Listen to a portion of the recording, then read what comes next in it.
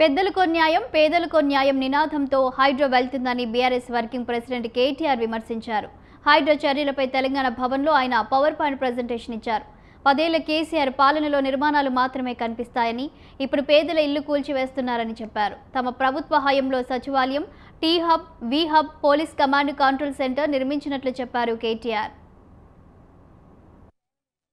కొద్దిమంది మిత్రులు చాలా మంది వచ్చారు. మీరు కొద్ది మందితో, ఎందుకంటే ఇంకా పిలిస్తే వేల మంది వస్తారు. ఇవాళ హైడ్రా బాధితులు వేల మంది ఉన్నారు. ఒకరు కాదు, ఇద్దరు కాదు, వేల మంది ఉన్నారు. అందరినీ కాకుండా కొంతమందిని పిలిచాము.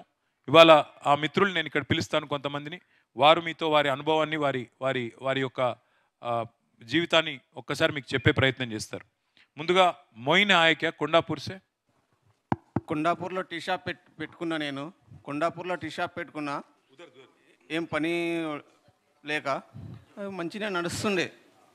అలా సడన్గా వచ్చి పొద్దున్నే కులగొట్టేసేసారు. పోయేసరికి సామాన్లు కూడా తీయనీయకుండా అప్పు చేసి సామాన్లు తెచ్చుకొని నడిపించుకున్నా. మొత్తం కులగొట్టేసి, సార్ ఒక 10 నిమిషాలన్నా టైం ఇవ్వండి అంటే 10 నిమిషాలు టైం లేదు, ఏం లేదు, నీకేం చెప్పాం మేము, మా అంతే ఉంటుంది, కులగొట్టేస్తాం. కిतना नुकसान हुआ आपको? 3-4 लाख का नुकसान हुआ సార్. 3-4 లక్షలు నష్టమైంది. రోజు ఎన్ని డబ్బులు వస్తుండే? నీకు ఆదాయం ఎంత వస్తుంది? ఆదాయం రోజుకు ఒక 1500-1000 రూపాయలు అట్లా సంపాదించుకున్నాం. 1000-1500 వస్తుంది పన్నెళ్ళకి అట్లా పోయి. సో అప్పటి నుంచి ఇప్పటి వరకు మీకు కోర్టుకు పోయినా ఎక్కడ పోయినా ఏం న్యాయం జరగలేదా? ఎక్కడ పోయినా కానీ అది అంతేగా గుల్లగొట్టేసారు. వాళ్ళ దగ్గరికి ఏం పోయినా ఏం చేయలేము, మనం వాళ్ళదే నడుస్తుంది, మనం ఏం చేయదు, కామ్గా ఊకోవాలి అన్నారు సార్. సో మీకు ఇంకేమైనా వ్యాపారాలు కానీ ఇంకోటి కానీ ఏమైనా ఉందా మీకు? ఇంకేం లేవు సార్. సో మీకు వచ్చేదే